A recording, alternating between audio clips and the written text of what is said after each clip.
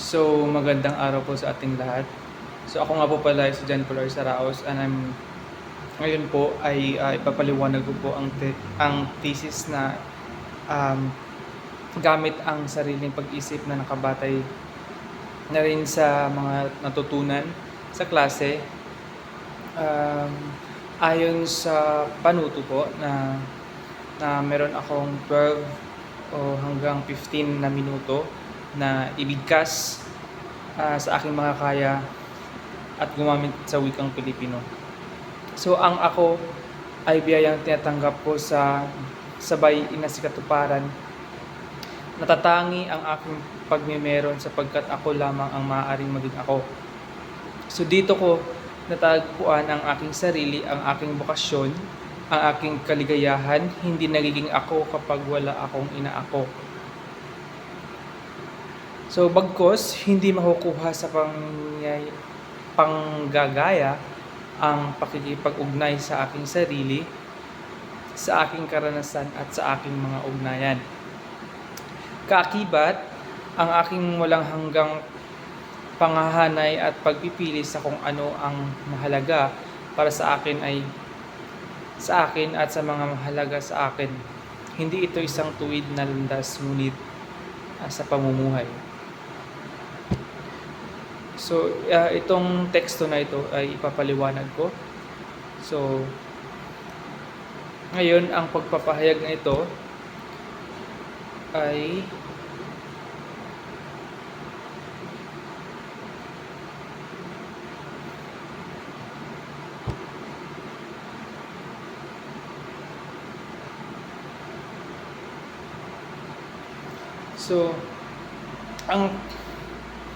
ang pahayag na ito ay isang malalim na pagninilay tungkol sa pagkatao ng isang tao, pananagutan at kahulugan ng buhay. Narito ang aking mga isasalita ukol sa paksang ito. So ang ako ay biyayang tinatanggap ko sabay isa na sa katuparan. Ibig sabihin po ay ang ating pagkatao, ang pagiging ako ay isang biyaya o regalo. Hindi lang natin ito basta tinatanggap, dapat din natin itong isasabuhay o isasagawa sa araw-araw nating pamumuhay. So natatangi ang aking pagmemeron sapagkat ako lamang ang maaaring maging ako.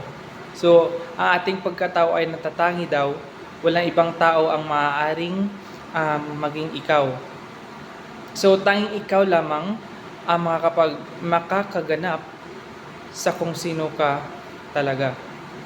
So, ayon dito ay sabi dito, hindi daw maaagaw ang pagiging ikaw sa ibang tao.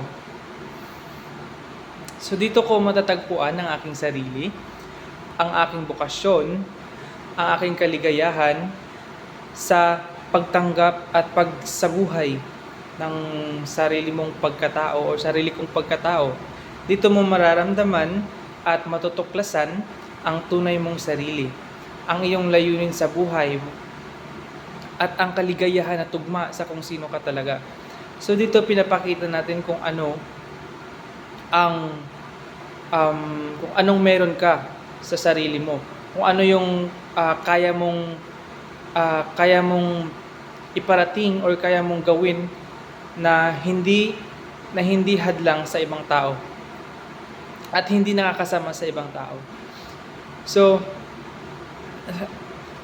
hindi nagiging ako kapag wala akong inaako. So kung hindi mo inaako o tinatanggap ang mga responsibilidad at katotohanan ng pagiging ikaw, ang iyong desisyon, damdamin at pagkilos, hindi mo rin ganap na natutupad ang iyong pagkatao. So dito ay ine-explain dito kung ano yung mga nararamdaman mo, kung ano yung nararamdaman mo sa sarili mo, na kung ano yung gusto mong at ito rin po ang mga responsibilidad na dapat responsibilidad responsibilidad na dapat nating akuin na kung ano man meron tayo. So next is bagkus hindi makukuha sa panggagaya ang aking katuparan o hindi ito maaaring itakda ng iba. So hindi mo matutupad ang iyong tunay na sarili sa pamamagitan ng panggagaya sa iba o sa pagsunod lang sa dikta ng iba. At katuparan mo ay hindi nila pwedeng itakda para sa iyo. So ibig sabihin nito ay pag wala kang sariling desisyon sa buhay, wala kang focus sa buhay, hindi mo matutupad ang lahat ng mga responsibilidad na meron ka. Or kung magre-rely ka lang sa ibang tao o sa dikta ng ibang tao para diktahan ka na gawin ng isang bagay para ma-achieve mo ang bagay na yon na hindi naman tugma sa gusto mo. So next is nakabatay ito sa malalim na pakikipag-ugnayan sa aking sarili, sa aking karanasan at sa aking mga ugnayan kaakibat ang aking walang hanggang paghahanay at pagpili sa kung ano ang mahalaga para sa akin at sa mga mahalaga sa akin. Upang makilala mo ang iyong sarili at matupad ang iyong pagkatao, kailangan may malalim kang pagninilay sa sarili, pag-unawa sa mga karanasan mo, at pagkikipag-ugnayan sa mga taong mahalaga sa iyo. Kasama rin dito patuloy sa pagsasaayos ng mga prioridad mo sa buhay. So, sabi dito, upang daw makilala ang iyong sarili, dapat tanggapin mo muna ang iyong sarili. Tanggapin mo ang katotohanan na kung ano mang meron ka at kung ano man yung physical na anyo na meron ka, dapat mong tanggapin yun. Dahil doon nagsisimula ang maayos na pakikisama or maayos na kung sino ka talaga. At sinasabi din dito ang pagninilay sa sarili o pag-unawa sa mga karanasan mo. Ito yung mga karanasan mo na nakikipag-ugnayan sa mga taong mahalaga sa iyo. Like sa pamilya mo, sa mga kapatid mo, sa mga magulang mo. Doon dapat pahalagahan natin yun. Dapat natin i-treasure yun kasi balang araw, hindi sa lahat ng oras, hindi sa lahat ng panahon makakasama natin sila. Kaya kailangan nating unawain, kailangan natin intindihin mismo at pagtuunan pa ng pansin ang pagiging isang taong mapag-unawa. Hindi lang sa taong mga nakapakaligid sa atin, pati na rin sa mga taong kahit hindi man natin kakilala, basta mabigyan natin ng maayos o makakatulong tayo in a way na hindi nakasama sa kanila at hindi labag sa kalooban mo.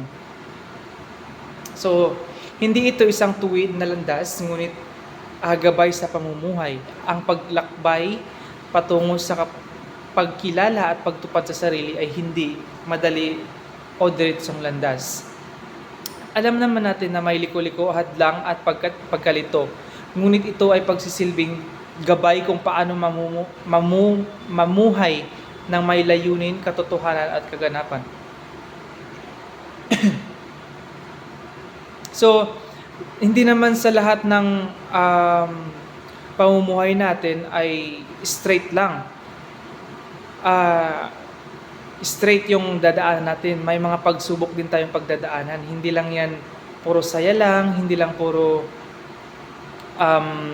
positive na nangyayari sa atin. Mayroon din yung mga ups and down na yun ang nagsiserve na para mas lalo tayong itatag ang ating sarili upang makamit natin ang ating gusto sa buhay. So, Ang pagiging ako ay isang matatanging regalo at responsibilidad. Hindi ito basta nadidiskubre sa labas o sa iba. Sa loob, kundi sa loob natin mismo sa ating pagninilay, karanasan at relasyon. Hindi natin mararating ang ating kaganapan sa pamamagitan ng paggaya o pamumuhay ayon sa dikta ng iba. Kailangan natin itong piliin at isabuhay araw-araw sa gitna ng kabuuan ng ating paglalakbay sa buhay. So, yun nga, dapat nating i-embrace ang kung ano man meron tayo. Dapat nating pagbutihin na lang ito at ipalago ang kung ano man meron tayo upang makamit natin ang ating mga mithiin at ating mga kagustuhan na maabot sa ating buhay. So, yun lamang po. Salamat.